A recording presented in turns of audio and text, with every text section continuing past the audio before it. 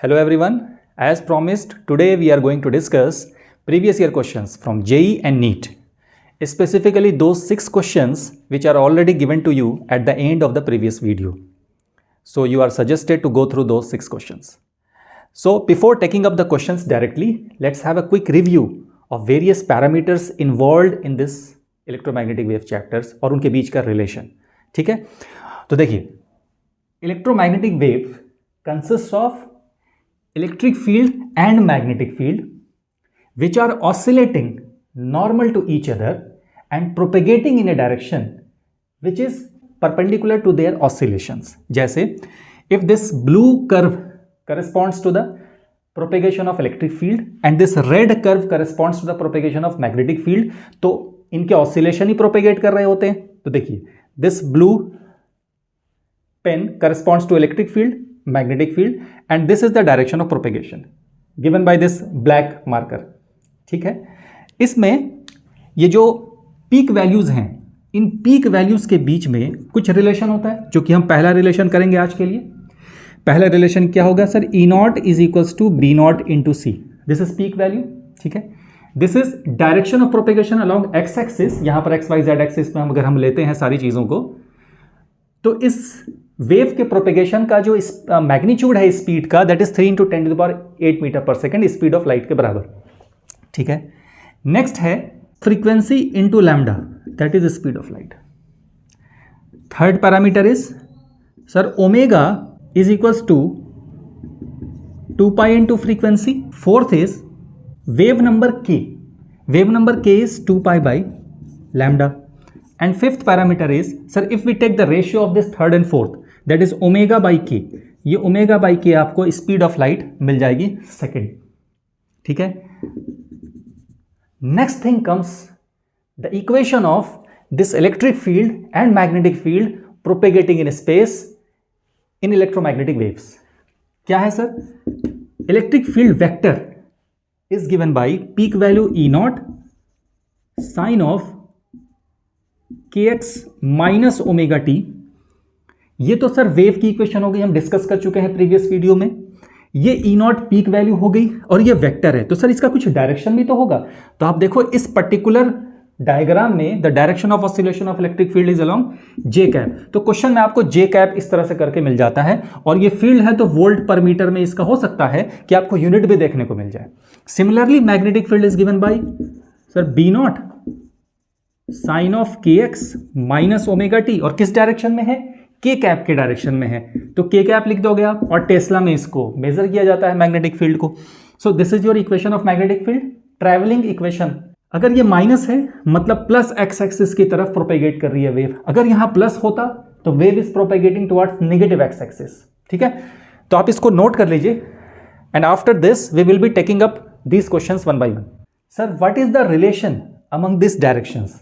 That is, अगर मैं तुरंत आप ये काम कर लिया करो कि C unit vector gives the direction of propagation, electric field unit vector gives the direction of oscillation of electric field, and magnetic field vector gives the direction of oscillation of magnetic field, and all these 3 vectors are mutually perpendicular to each other. Then आप ये जानते हो कि sir E cross B करूं तो मुझे C मिलता है, E क्रॉस B. अगर मैं ये B आउटवर्ड है, B क्रॉस C करूं तो E मिलता है. सिमिलरली अगर मैं C क्रॉस E करूं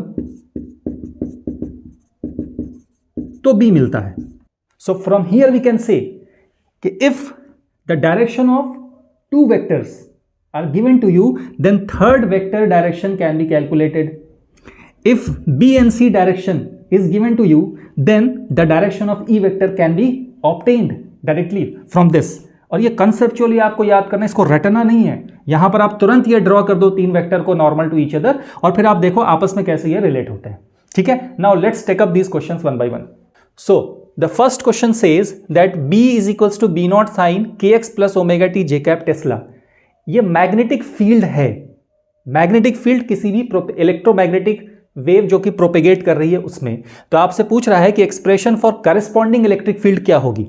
तो आप खुद देखो सर, मैग्नेटिक फील्ड का डायरेक्शन, सबसे पहले तो आप डायरेक्शन डिसाइड करो कि इलेक्ट्रिक फील्ड का डायरेक्शन क्या होगा, किस डायरेक्शन में इलेक्ट्रिक फील्ड ऑसिलेट कर रही होगी. तो सबसे पहले तो आप सी यूनिट वेक्टर लिखो, इधर ई यूनिट वेक्टर लिखो, यहां बी यूनिट वेक्टर लिखो। सी का डायरेक्शन हमें तुरंत पता चल जाएगा, कैसे सर, के एक्स प्लस ओमेगा टी है ना, यहां अगर प्लस है और यहां अगर एक्स है, that means the wave propagation is along x axis, either plus और minus. Since plus sign is here, तो wave propagation will be towards negative x axis. ठीक है, तो ये हो जाएगा माइनस आई कैप का direction. I cap is the unit vector along x axis. B magnetic field का डायरेक्शन अलोंग जे कैप, आप यहां पर मेंशन कर दो जे कैप।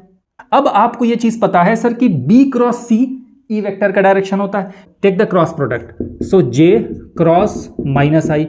अब आप जानते हो कि सर जे क्रॉस आई क्या होगा, माइनस के, और ये माइनस बना देगा प्लस के। So direction of electric field is now decided. अब हमें सिर्फ क्या चाहिए, मैग्नीट्यूड चाहिए। और आपको पता है कि ई नॉट का मैग्नीट्यूड जो होता है वो कैसे रिलेट होता है बी नॉट के मैग्नीट्यूड से, sir B naught into C होता है, where C is the speed of light. Electric field और मैग्नेटिक फील्ड के प्रोपेगेशन का डायरेक्शन भी एक ही होता है, एक ही डायरेक्शन में प्रोपेगेट करते हैं, ऑसिलेट करते हैं normal to each other, but propagate करते हैं एक ही डायरेक्शन में। तो अगर मैग्नेटिक फील्ड आपकी नेगेटिव एक्स एक्सिस में प्रोपेगेट कर रही है, तो आपकी इलेक्ट्रिक फील्ड भी नेगेटिव एक्स एक्सिस में ही प्रोपेगेट कर रही होगी। तो यहां पर आपका जो इक्वेशन आ जाएगा इलेक्ट्रिक फील्ड का, that is E naught sine of के x plus omega t, and what is the direction, sir k cap, volt per metre with unit. सही है, ई नॉट की जगह बी नॉट इंटू सी रख दोगे, वो आपका आंसर हो जाएगा। खत्म, बहुत आसान है। ठीक है, now let's come to the second question. An electromagnetic wave with frequency omega and wavelength lambda travels in plus Y direction. Again आपको इलेक्ट्रोमैग्नेटिक वेव किस डायरेक्शन में प्रोपेगेट कर रही है वो आपको गिवन है, तो आपको सी का वैल्यू दिया है, अभी हम आपके सामने सॉल्व करेंगे अगर वीडियो ज्यादा लंबी ना हुई तो। If magnetic field is along plus x axis, write the associated electric field vector. Same as this question. और ये दोनों क्वेश्चंस जेई में रिसेंटली पूछे गए हैं, एक 17 में एक 13-12 में पूछा गया, और यही बार बार इसी तरह का थोड़ा सा लेवल हाई करता है, और मैं नेक्स्ट वीडियो में वो भी आपको बता दूंगा कि कितना हाई होता है। ठीक है, ये क्वेश्चन भी जेई का ही है कि B naught is given to you, the peak value of magnetic field is given to you, the peak value of electric field is asked. तो this is a direct question, sir E naught is equals to B naught into C answer. NEET questions are much easier than this, उसमें और भी directly पूछा गया है। So dear students, that's all for today's video. Stay tuned for more. Thank you so much.